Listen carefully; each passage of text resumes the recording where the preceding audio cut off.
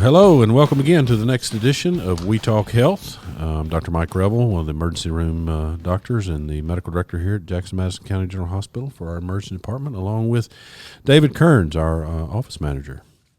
How you doing today, David? I'm doing well. Good. Today we're going to talk about when should you go to the ER versus urgent care. Let's look at ESI levels, things of that nature. That's kind of the start of when you walk in. And kind of how that relates to a person's wait time when they come in, and how those ESI levels, what they mean, how those are determined. Right. And by ESI, you mean Emergency Severity Index, which is basically when you walk through the door, how sick are you? As someone would say, how sick a boy are you? Basically, we triage you based on that Emergency Severity Index, being a level 1, meaning you need immediate care, like right then. Level 2, meaning you are super sick and going to need lots of resources to try to figure out what's going on. A level 3 triage patient means you're going to need, several resources. Definitely probably need to be in the ER, and need to be seen soon, very soon. Level 4 and 5 are patients who are less sick and could potentially be seen at urgent care. Things like sore throats, minor cuts, abrasions, sprains, strains, insect bites. Those kind of things, where you don't necessarily have to be seen. And as hopefully everyone knows, when you come into the emergency department, you're seen, according to the severity of your illness and not the time that you presented. And so, on one hand, having to wait a few minutes in the ER is always frustrating. But on the other hand, that's likely a good thing. That means that you are triaged, hopefully, as someone that's not about to die in the next few minutes and doesn't need emergent care within the next few minutes and can wait a few minutes to be seen by a provider. So let's back up for a second. For the layperson who may not know, when you mention about resources, what do you mean by that? Great question. By resources, I mean what kind of studies do you need? If you have a sore throat, I'm probably just going to do maybe a strep swab or something of that nature. If you sprain your ankle, I'm going to use one resource of an X-ray.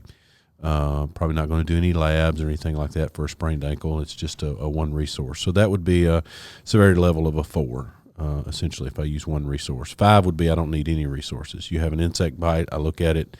I don't need to do any lab testing necessarily. Not that some insect bites don't need lab testing, but for the vast majority of them, we just make a clinical diagnosis based on what we see and doesn't require additional testing. So it's not only, say, tests like lab work or if you have to have an EKG. It also is kind of referring to, in my opinion, how many people are going to be involved in your care. Does that make sense? It does, yes. Yeah. Okay.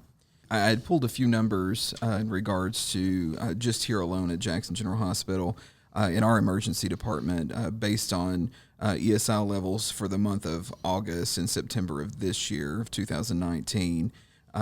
Levels 4 and 5, 15% of those patients that we saw were level 4 and 5. Would you say that that's probably an average number? Does that sound? Yeah, I often get questions from people who aren't in healthcare, and they hear this on the news media and other places and say, our emergency departments are overcrowded. The majority of people don't need to be there. Certainly, that would indicate then about 85% of the patients that we see probably need to be in the ER. I think that's a little overestimated. Certainly, the fact that they present to an ER, winds up usually, versus presenting to an urgent care type environment, winds up usually in a little bit higher level of workup, just to make sure that the true emergency medical condition does not exist. There's a law passed a number of years ago in the 70s called EMTALA, and Emergency Medical Treatment and Labor Act, I think is what they call it now. It used to be Active Labor Act, but and basically that means that we as an emergency department are required to see anybody that walks through the door and to screen them to make sure that they don't have an emergency medical condition, and that's what part of that triage and then seeing the provider is for. Like I say, certainly probably 65% of what we see probably, should absolutely be here. The caveat you run into is you can't expect the lay public to know what is a true emergency versus not. What sore throat, if they feel like they can't swallow, that could very well be an emergency. And depending on the reason causing their sore throat, et cetera, they wouldn't know that. Now, it's easy for us to go back in hindsight and look and say, hey, it's just a strep throat or some other virus or something else that's causing their sore throat, and they're not going to die, at least not during that visit, and could have potentially gone to an urgent care. But we see everybody regardless. Obviously, to help prevent overcrowding, we would love to have some folks that don't need emergency care to not come there, because emergency docs, we're not primary care physicians, and we probably aren't super great at giving primary care advice and treatment. If we were, we would be in a primary care clinic, right, or an urgent care clinic, and so we know the latest and greatest on trauma and heart attacks and strokes, and so we're have certifications in all those things here. So by no means, obviously, nobody would be turned away for treatment here if they come in. You just got an insect bite, you should have gone to urgent care. I think that's obviously important for people to know, but also hopefully part of this is to help educate the community in regards to kind of what we're talking about and making the best decision for them. But at the end of the day, to make sure that when in doubt, it's best to, what is it they say, err on the side of caution? Absolutely, yeah. If you're not sure, if you think you may be having an emergency medical condition, so to speak, then by all means, you can go to the ER. I mean, obviously, would love for you to have a relationship with a primary care provider that you could call or have some kind of phone triage system that would be able to help. You and I are sitting here looking at some reasons to go to the ER versus reasons to go to urgent care, and some of those are things like a cough can probably be seen in urgent care. Coughing up blood probably needs to go to the emergency department. A small cut on your finger can probably be handled at an urgent care. You cut your hand or knee with a chainsaw, that probably needs to come to the ER. I mean, it's easy to see these obvious things with that, but for other things, people, if you don't know or aren't sure, then we're happy to see you. And I noticed whenever I was actually looking up some of this information there, I believe there's some in Texas, kind of this one hospital's way or healthcare network's way of educating the public in a humorous way is some billboards that they have. And some of them, one side of it says, I need antibiotics, then you would need to go to urgent care. But I need antivenom, then I would obviously need emergency care. I think the funniest one on here that we talked about was if you step on a mousetrap, you can go to urgent care. Come to the emergency room if you stepped on a bear trap. So it's kind of a joking way to put it, but kind of put things into perspective. Let's look at, I think another valid point to make would be in regards to the time that a visit would take. On average, urgent care versus an ER visit. I mean, of course, again, this is the entire time there. Some studies do show that the average time in an urgent care would be less than an hour. And of course, that just depends on where you go. That's not across the board. Depends on how busy they are, the time of the season. But also the ER average visit, not wait time, but the average would be around 3 hours. So you kind of have to look at that. But as you referred to earlier, obviously that's dependent on the severity, the ESI level, things of that nature. And also regarding the cost, something to evaluate. Obviously, I don't think you should allow the cost of a visit or the estimated what you think a visit is going to cost be what determines necessarily where you go, because obviously if you need medical attention, then you need medical attention.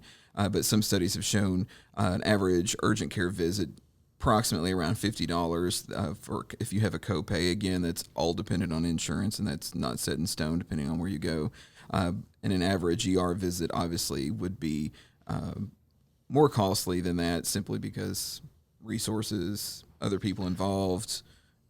Right, exactly. I mean, urgent care visits, again, they're designed and set up to see people with minor problems and to see them quickly, get them in and out urgently, which is why they call them urgent care, I guess. But no, they call them that because it's not a routine visit, but it's not an emergent visit, so it's more urgent. But they're designed to do that. We are, like I say, if you come into the ER, the average door to discharge time is about 3 hours for a discharged patient. We try to keep it that or less. So you are going to spend a little bit more time here in the ER. Again, that would include wait time versus resource time, x-ray turnaround time, et cetera, et cetera. We want to make sure that we're spending the majority of our time with our sickest patients because that's who needs our care. Like I say, we're geared up and designed to treat heart attacks and strokes, and although we're still there to be able to treat sore throats and minor cuts and abrasions and insect bites, we can still look at those, but we're really there and designed to be, the big red sign says, an emergency. Let's look at, you mentioned a minute ago in regards to some of the things that maybe are on the research that we're kind of looking through, when to go to urgent care, when to go to the ER, some of the things that kind of overlap, and maybe the differences in what makes one different than the other, say here for referring to burns, the difference in minor burns, severe burns, things of that nature. Sure, sunburn probably doesn't need to go to the ER. Not to say that there haven't been some pretty severe sunburns, but certainly they can be painful, and sometimes the ER gets used for after hours care. Most urgent cares are not open 24/7. Some are, and kudos to them, but we are always open. And are used sometimes late evening hours, early morning hours for urgent care type visits. But to say things like an allergic reaction, well, most allergic reactions are mild, consist maybe some hives, some swelling, some itching. That can stuff minor symptoms could potentially be treated at urgent care versus if you're allergic to bee stings and you get stung by a bee.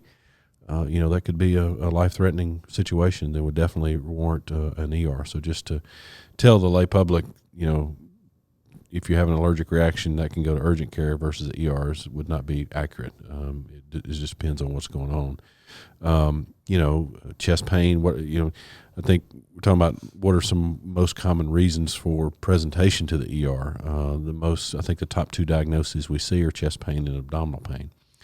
And so it's not realistic for the public, if you're having chest pain, to decide if that's simply just some gas, a reflux, or a heart attack. And urgent care will usually quickly triage you to the local ER if you're having chest pain. Belly pain's a little bit different story. There's all kinds of things that go on inside the belly, from gallbladder to appendix to full-blown sepsis, kidney stones, all kinds of stuff, diverticulitis that can go on and cause belly pain. And so belly pain is a resource-intensive workup, and hence the reason for spending some time in the ER to work that problem up.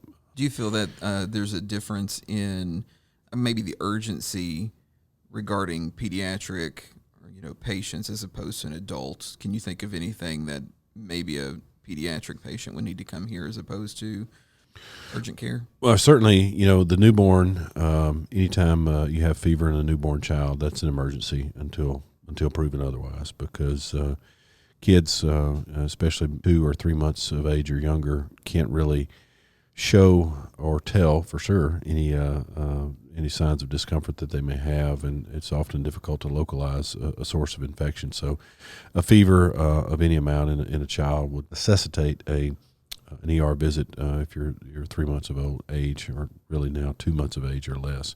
And by fever, I mean an actual rectal temperature, not just a scanner across the forehead or a tympanic membrane goes inside your ear kind of scanner. This is a true at-home rectal thermometer, and expect to have a rectal temperature done on a young child when you come to the ER. As we get older, the other methods of temperature measurement are more reliable, but in the newborn, they're not.